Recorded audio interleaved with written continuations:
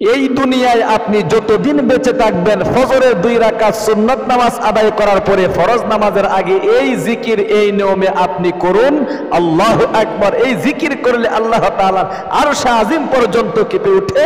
আল্লাহ তাআলা বলতে থাকেন, ও আমার বান্দা, ও আমার বান্দি, আজ তুমি আমার নিকট যা চাইবা আমি আল্লাহ রাব্বুল আমিন তোমাকে ঠাই দিয়ে দিব। আল্লাহু আকবার। এত একটা দামি আমল কিভাবে করবেন, নিয়ম কানুনটা এবং সহিহ শুদ্ধভাবে আপনাদের আমি দোয়াটা শেখায় দিচ্ছি। একদম শুরু থেকে শেষ পর্যন্ত আজকের এই ভিডিওটা মনোযোগ দিয়া যদি আপনি না দেখেন, যদি স্কিপ করে চলে যান, তাহলে কিন্তু আপনার আমলটা হাতছাড়া হয়ে যাবে। আহারে, এমন একটা দামি আমল, আপনার কপাল খুলে যাবে। এমন একটা দামি আমলের জন্য সামান্য সময়কে আপনার হবে না ভিডিওটা দেখে আমলটা শিখতে? অবশ্যই ইনশাআল্লাহ হবে। আপনার পরিবার সংসার থেকে যত ধরনের অভাব অনটন আছে সব কিছু আমার আল্লাহ দূরীভূত করে দিবে। দুঃখ কষ্টে আছেন, হতাশার মধ্যে পড়ে আছেন, ঋণগ্রস্ততার মধ্যে পড়ে আছেন, ইনকাম করছেন, বরকত পাচ্ছেন না, দিন দিন গরিব হয়ে যাচ্ছেন, ফকির হয়ে যাচ্ছেন, দরিদ্রতা গ্রাস করে নিচ্ছে, কোনো মুসিবত আপনাকে স্পর্শ করতে পারবে না। কারণ আল্লাহর নবী, বিশ্ব নবী ওয়াদা করে বলেছেন, এই দোয়ার মধ্যে যে এত শক্তি আর এত পাওয়ার রয়েছে, বুখারী শরীফ এবং ইবনে মাজাহ সহ বিভিন্ন সিহাহ কিতাবের মধ্যে উল্লেখ করা হয়েছে। বিশ্ব নবী মুহাম্মদ নবী সাল্লাল্লাহু আলাইহি ওয়াসাল্লাম বলেছেন, একবার যদি এই দোয়াটা তার জীবনে পাঠ করতে পারে আল্লাহ তাআলা তাকে জান্নাত নসিব করবেনই। সে যদি সারা জীবন নামাজ রোজা একটাও না পড়ে, এরপরে সে একবার হলেও জান্নাতে যাবেই যাবে। আল্লাহু আকবার। শুধু তাই নয়, বিশ্বনবী মুহাম্মদ আরবি সাল্লাল্লাহু আলাইহি ওয়াসাল্লাম তিনি বলেছেন যে এটা মানে একটা শক্তিশালী দোয়া, যে দোয়াটা এক পাল্লায় যদি রাখা হয়, অপর পাল্লায় তামাম দুনিয়ার মধ্যে যাহা কিছু আছে, আসমানের নিচে জমিনের উপরে যা কিছু আছে সব কিছুকে যদি অপর পাল্লায় রাখা হয়, সব কিছুর চাইতেও এই দোয়ার পাল্লাটাই ভারী হয়ে যাবে। আল্লাহু আকবার। ও মহিলা মা বোনেরা, ভাই বেরাদররা, আপনি তো বেলাল রাদিয়াল্লাহু তাআলা আনহু, নবীজির একজন সাহাবী, আহারে খুব কষ্টের সাহাবী, তার কথা শুনলে আপনি ক্রন্দন করে ফেলবেন। এই বেলাল রাদিয়াল্লাহু তাআলা আনহু তিনি এমন একজন সাহাবী ছিলেন যাকে মক্কার কাফের মুশরিকরা অনেক কষ্ট দিয়েছিল। উত্তপ্ত বালুর উপর শোয়াইয়া, আহারে গরম পাথর তার বুকের উপর চাপা দিয়ে রাখা হইতো, আর সে শুধু আহাদ আহাদ শব্দ উচ্চারণ করত। আল্লাহু আকবার। সুতরাং প্রিয় দিনী ভাই এবং বোন, ওই বেলাল রাদিয়াল্লাহু তাআলা আনহুকে বিশ্বনবী একদিন জিগাইলেন, ওরে বেলাল, আমি যখন মেরাজের রাত্রিতে আল্লাহ তাআলার সাথে সাক্ষাৎ করার জন্য রওনা হয়েছিলাম, তখন তো আল্লাহ তাআলার সাথে কথাবার্তা বলার পরে জান্নাত জাহান্নাম যা কিছু আছে সব কিছু দেখেছিলাম। আমি জান্নাতের মধ্যে তোমার এই জুতার পিতার আওয়াজ শুনতে পেয়েছি। আল্লাহু আকবার। বেলাল রাদিয়াল্লাহু তাআলা আনহুকে বললেন, বিশ্বনবীজি, ও বেলাল, তুমি কি আমল করো আমাকে বলো, কোন আমলের কারণে আল্লাহ তাআলা তোমাকে এত মর্যাদা দিয়েছে? আল্লাহু আকবার। বেলাল রাদিয়াল্লাহু তাআলা আনহু বললেন, গো নবীজি, বেশি কিছু আমল করি না গো নবীজি, আমি ওযু করি, সুন্নত তরিকায় ওযু করি গো। ওযু করার পরে আমি 2 রাকাত তাহিয়াতুল ওযু নামাজ আদায় করে নেই, তাহিয়াতুল মসজিদের নামাজ আদায় করে নেই, এবং আমি বেশি বেশি এই দোয়াটি পাঠ করি। আল্লাহু আকবার। যে দোয়াটা আপনাকে শেখানো হবে, শুনলে অবাক হবেন। আল্লাহ তাআলার আরশ আজিমের মধ্যে একটি নূরের কুটি রয়েছে।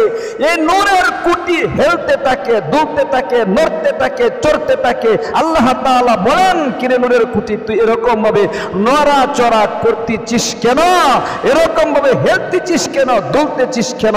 তখন নূরের কুটি বলে, আল্লাহ, জমিনের মধ্যে তোমার এক বান্দা বান্দি এই দোয়াটা পাঠ করিতেছে, আহারে যতক্ষণ পর্যন্ত তুমি তার জীবনের যৌবনের বড় বড় কঠিন শক্ত গুণাগুলো ধুয়ে মুছে সাফ না করবা, কবিরা সগীরা জাহেরি বাতিনি প্রকাশ্য প্রকাশ্য জিনা বিচার পরকিয়া সহ সমস্ত গুণাগুলো যতক্ষণ পর্যন্ত ধুয়ে মুছে সাফ না করে তার অবনতন দূরীভূত না করবা, দুঃখ কষ্ট দূরীভূত না করবা, হতাশা দূরীভূত না করবা, ইনকামের মধ্যে যতক্ষণ পর্যন্ত বরকত তুমি না এনে দিবা, যতক্ষণ পর্যন্ত ঋণ পরিশোধ করার ব্যবস্থা তুমি না করে দিবা, ততক্ষণ পর্যন্ত আমি নূরের কুটি এরকম হবে নড়তে থাকবো, হেলতে থাকবো, দুলতে থাকবো।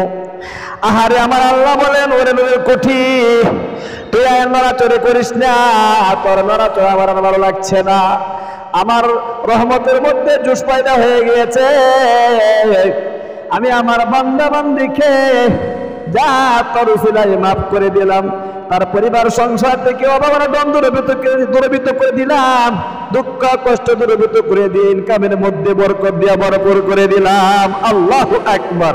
সুতরাং এমন একটা গুরুত্বপূর্ণ দোয়া আজকে আমি আপনাদেরকে শিখিয়ে দিচ্ছি।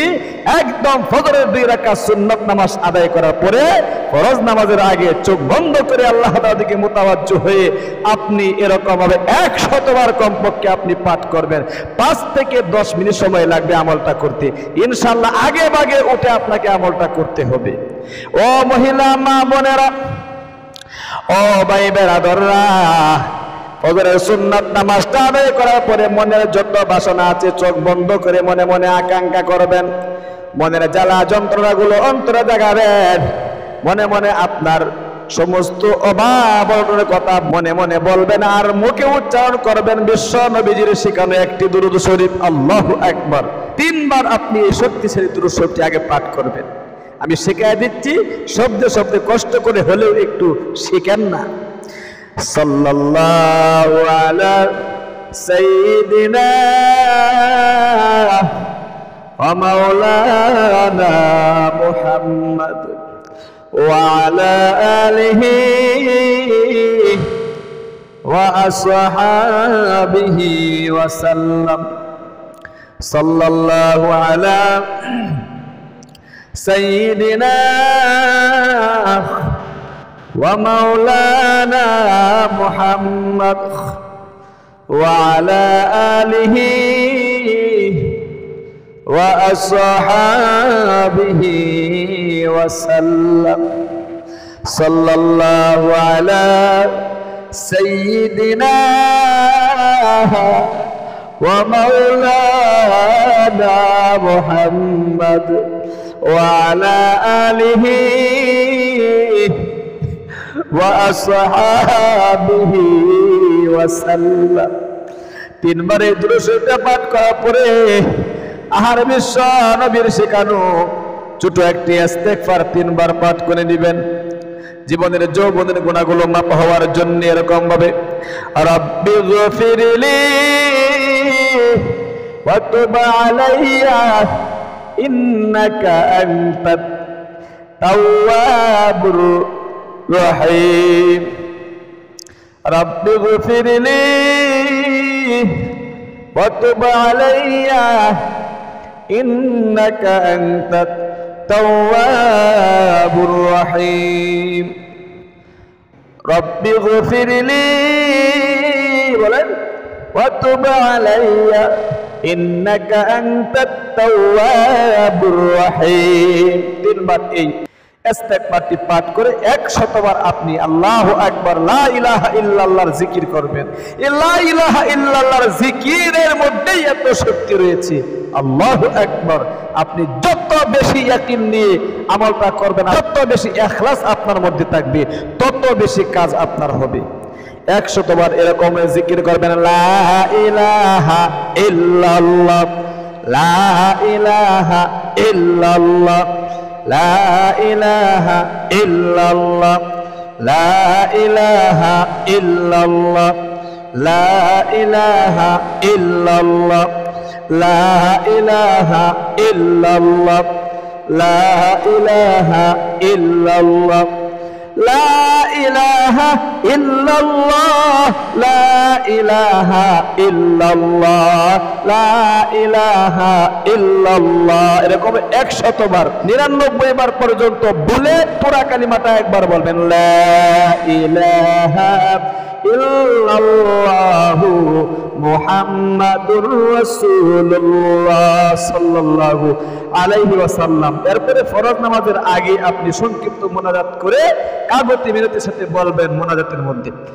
আলহামদুলিল্লাহি রাব্বিল আলামিন ওয়াসসালাতু ওয়াসসালামু আলা আশরাফিল আমবিয়াই ওয়াল মুরসালিন ওয়া আলা আলিহি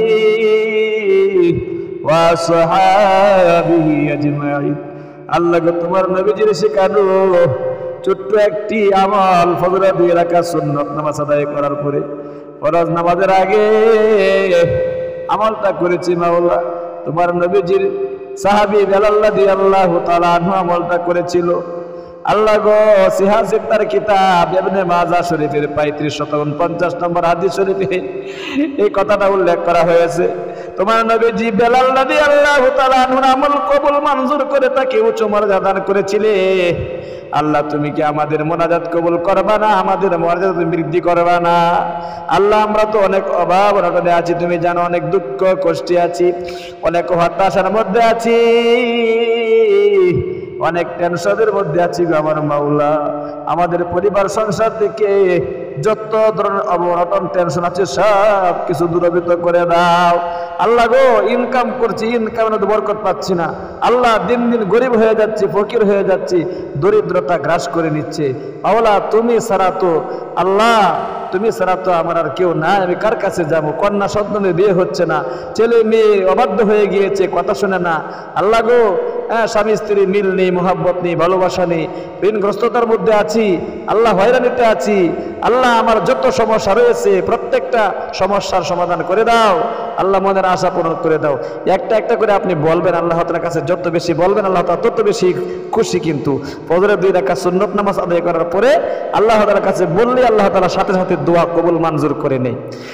আপনি সব কিছু বলে সর্বশেষে আখিরি তামান্না ওয়াজআল কালিমাতুনা ইনদাল মাউতি লা ইলাহা ইল্লাল্লাহু মুহাম্মাদুর রাসূলুল্লাহ সাল্লাল্লাহু আলাইহি ওয়াসাল্লাম। তাহলে প্রিয় দিনী ভাই এবং বোন, আমলটা নিজেও করুন আর একজন ভাই বোনকে ইনশাআল্লাহ একটা শেয়ারের মাধ্যমে করার সুযোগ করে দিন। হতে পারে আল্লাহ তাআলা আপনার উসিলায় ওই ভাই আল্লাহ তাআলার কাছ থেকে গায়বী রিজিকের ব্যবস্থা করতে পারবে। আল্লাহ আপনাদেরকে সেই তৌফিক দান করুক। আজ এই পর্যন্তই, দেখা হবে অন্য কোনো ভিডিওতে। সেই পর্যন্ত সকলে ভালো থাকুন, সুস্থ থাকুন। আসসালামু আলাইকুম ওয়া রাহমাতুল্লাহি ওয়া বারাকাতুহু।